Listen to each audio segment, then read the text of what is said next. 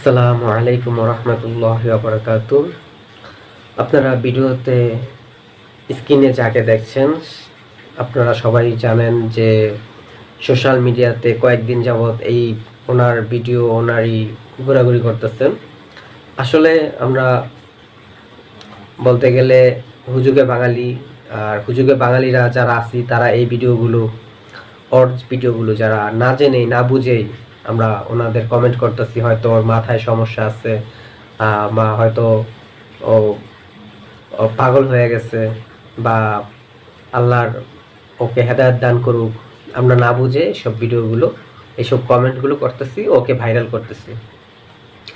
আসল কারণগুলো আমরা জানতেছি না যে ও কি কারণে এইসব কাজ করতেছে, আসল কারণটা কি হতে পারে।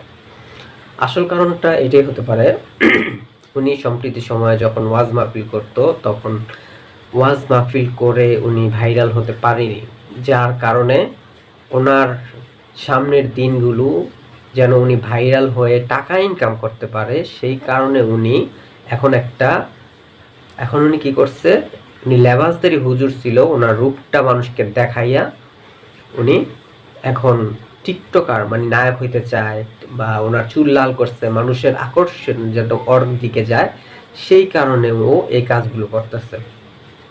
তবে সবচেয়ে খারাপ দিকটা হচ্ছে যে আমাদের ইসলামকে বিকৃতি করে এই মানুষটা এই কাজগুলো করতেছে, আমাদের ইসলামকে ছোট করে। ওকে নিশ্চয় আইনের আওতা আনা উচিত, আমি মনে করি যেটা যে আমাদের ইসলামে আঘাত এনে ও যেই কাজগুলো করতেছে এটা ইসলামে এক হিসাবে ইসলামে আঘাত আনা।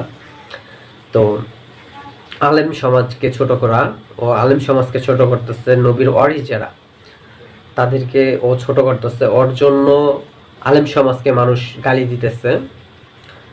তো এইসব ওর শুধু ভাইরালের নেশায় দেখেন মানুষ কতটা নিচে নামতে পারে, যে ভাইরালের নেশায় ও নিজে শার্ট প্যান্ট পরে মাথার চুল কালার করে টিকটকার সেজে ও একজন ভাইরাল হুজুর ছিল, আবার কোরআন তেলাওয়াত করে, আবার কি বলে ও অন্যান্য ছবি করতে চায়, ওরা একটা ছবির শুটিংয়ে ওকে মানে এক সুযোগ দিতে বলে।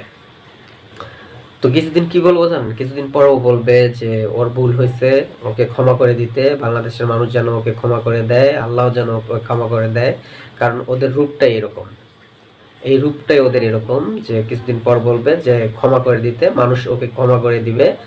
তারপর মানে এই থেকে ও ভাইরাল হয়ে গেল যে এই হুজুরটা এখন ভালো হয়ে গেছে, এখন উনি ভালো হুজুর, এখন আল্লাহর দিকে ডাকে মানুষের, মানে তখন ওর দিকে একটু দিবে। তো এই কারণে ও ভাইরাল হওয়ার জন্য ইসলামকে বিকৃত করে এই কাজগুলো করতেছে, ও ভাইরাল হওয়ার জন্য।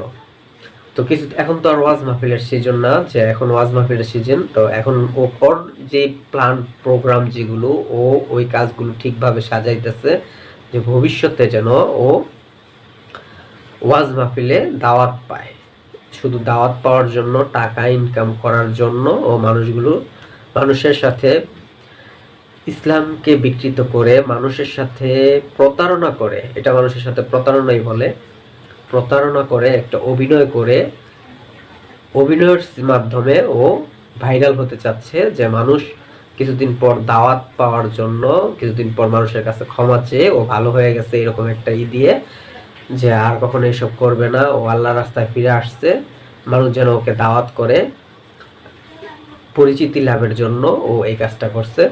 তো এইসবকে আইনের আওতায় এনে, এবং ওর পিছনে যে মিডিয়া ছুটতেছে, যারা ছুটতেছে, যে মিডিয়াগুলো ছুটতেছে ওকে ভাইরাল করার জন্য, তাদের এখানে লাভ আছে। আর আমরা বাঙালিরাও একটা জাতীয় অন্যরকম, যে আমরা কি করি, যেটা দেখি মানে ওইটা এরকম একটা দেখলে মানে একটু বেশি করে দেখি, ওইটার একটু ভিডিওটা